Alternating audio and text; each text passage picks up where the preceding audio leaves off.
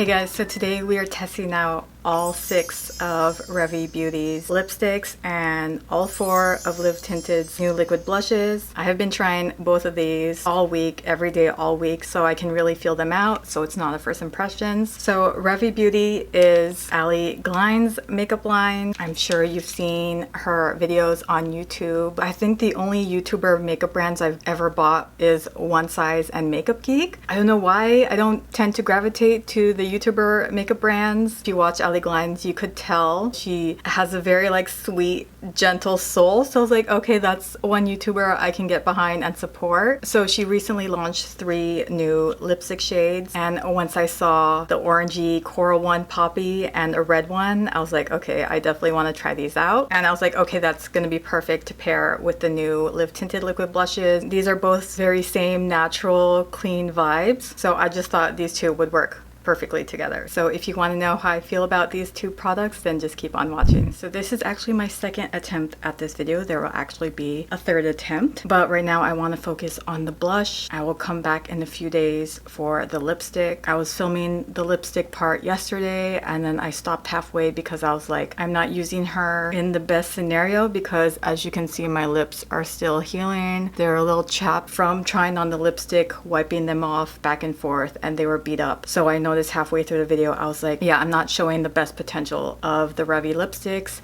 and you could see the redness popping through the lipsticks. Look how bad I butchered my lips. But maybe you can see how well it'll cover the redness if your lips are very pigmented. And I'm gonna do 1 layer so we can see if it covers my natural lip color. It did cover up that red spot. I feel like a tiny bit you can see it beneath. You need some lip liner to make it look like a full-blown lipstick. Just like all the other products I like to review, I try these with different foundations, different brushes, just so I can see what works best or if one works more than the other. With all the primers, with all the foundations, all the blushes pretty much work the same. I did try it once on top of my skin first and then foundation on top. I knew I shouldn't have done that because there are coconut ingredients in this and I am allergic to coconut.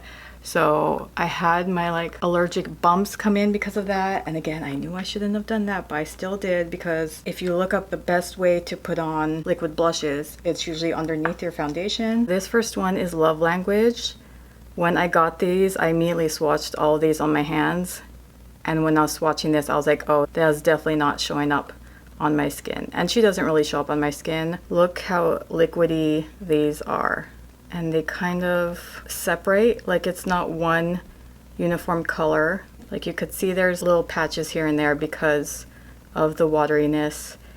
And yes, that translates on the face. This one's Emotionally Unavailable. Of course, this one's my favorite. Yes, because of the name, and yes, because of the shade. With her, I feel like you can really see it. Like you see how patchy it's getting. And the last berry one, Infatuated. Oh my gosh, when I put that first dot on my face, I was scared. I was like, oof, that is gonna be a really strong, scary shade. But actually, when I blended it out, I was like, oh, that's not too bad. So those are all the shades.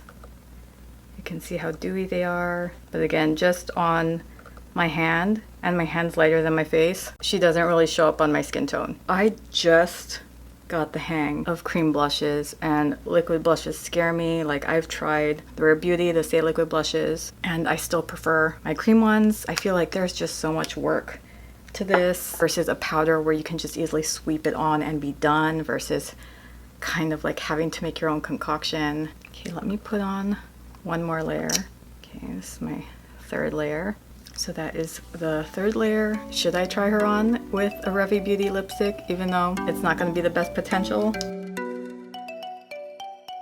I feel like they work together pretty well.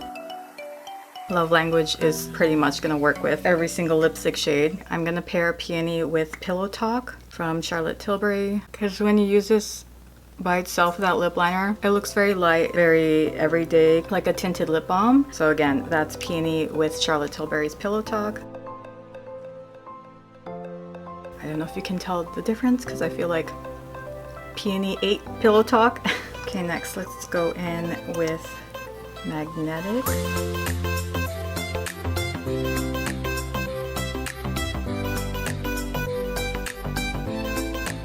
So I'm gonna try the shade Dahlia with her.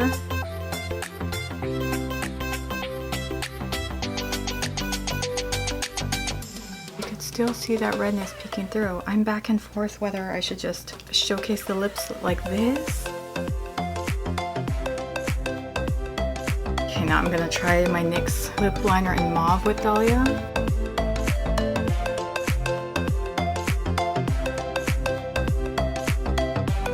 See, I feel like the lip liner just pushes them to their full potential. I'm not a soft lipstick girly. I'm either like all in or nothing at all. And if I'm doing a full face of makeup, I'm not gonna really be wearing really light lip tints, tinted lip balm vibes versus a hardcore lipstick or a liquid lipstick. But at the same time, there is enough pigment where it's obvious if you have a bare face on. So these would be very pigmented for me on a bare face. For me personally, I wouldn't know where to wear these because again, a full face, I would be wearing a lipstick, and with nothing on, I wouldn't be wearing these because they're an obvious shade. Except for Lily. Lily I would wear on a bare face. Okay, so let's try on Lily, the nude one. Again, she'd be my more everyday wear. She was the reason why I stopped filming yesterday, because when I put her on, I was like, oh, you could really see that red spot. Okay, so that's one layer. So again, that's Lily, my favorite one, of course, because she's the nude. I mean, you know what? We're halfway through the lipsticks and the blushes. I might as well film this whole video. I'm so sorry, Ellie. I know you're not gonna care, but again, I just wanted to show these lipsticks at their best potential. Okay, next we're going in with Emotionally Unavailable. See, that already looks scary.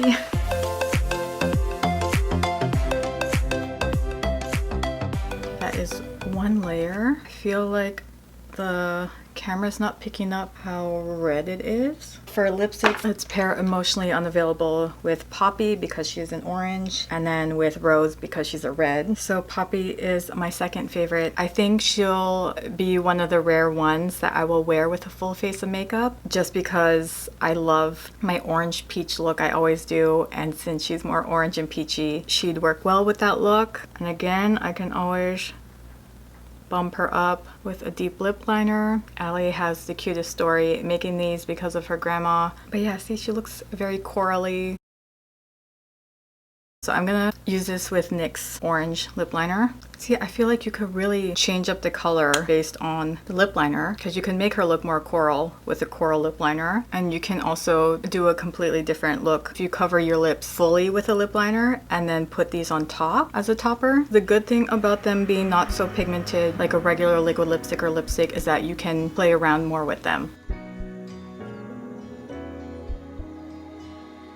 So let's go in with the red Rose. When I tried on Rose, I just like rolled my eyes because I've said this a lot on my channel, but if you're new, you've never heard me say this. My mom lives in the Philippines, and for like 10 years straight, when I would send my parents a box of stuff they wanted, my mom always asked for red lipsticks. So I would send her a good 5 to 10 lipsticks a year for 10 years. So literally, not exaggerating, she's gotten 100 lipsticks from me and she is never satisfied.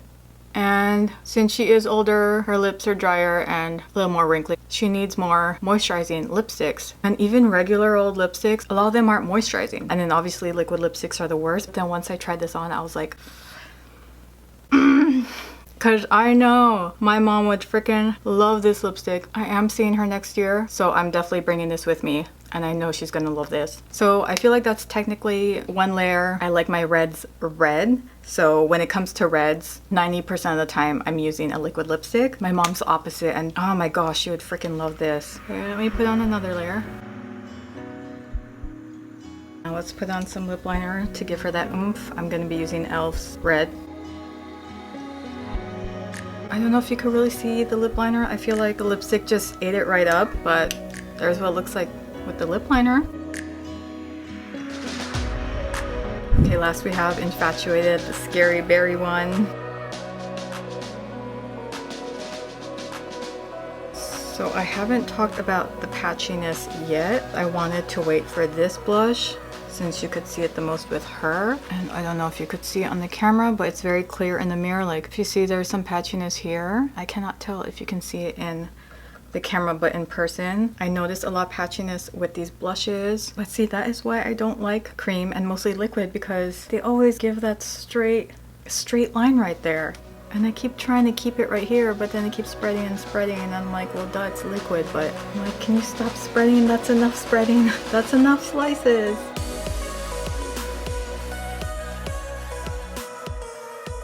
And now I'm gonna pair her with Jordana's lip liner in Tawny. I don't know if you've been noticing or if you can see, but these lipsticks really blur your lines. They somehow like fill in those lines and blur them out. Okay, so a review for both of these. I tried not to say all my thoughts while I was trying these on because I do have a lot of thoughts, but let's start with the Live Tinted blushes. I tried it on with my cheapest foundation, my e.l.f. one, and they were pretty patchy. And I was like, you know what? I need to use her with a better foundation. I tried her the next day. She's pretty patchy. I was like, I probably need to put her underneath the foundation. Still patchy. By the third time, I was confused because I don't remember this happening with my Rare Beauty liquid blush or my Say liquid blush. So I swatched these. I wore them on my cheeks and I was like, yeah, that's how a liquid blush should be. It was very even, one solid color. I couldn't tell what the difference was with the Live Tinted versus these until I swatched them on my arm. These are way thicker. They spread out more evenly. The Live Tinted one is watery. Let's put Say's there. Then let's put Rare Beauty's next to her. And then let's use Live Tinted's Love Language. You'll see how much more thick these are once I spread them out. But when you spread them out, it stays one consistent color. Same with the Rare Beauty one.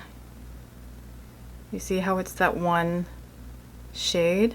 And then with the Live Tinted one, you see how like it's already watery. It already became watery.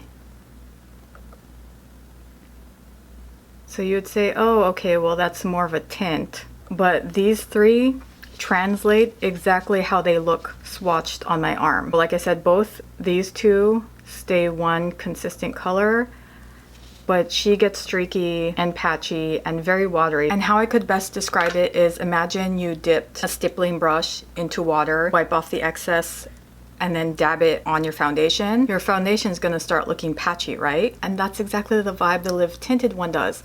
I think because she's so watery, she acts like water and she kind of mixes the foundation and spreads it around and it becomes patchy. But the fact that the Live Tinted made these two easier for me to work with is what kind of blew my mind, because I do not like working with these two. Both of these intimidate me. Rare Beauty, you need that little tiny dot, covers your whole face.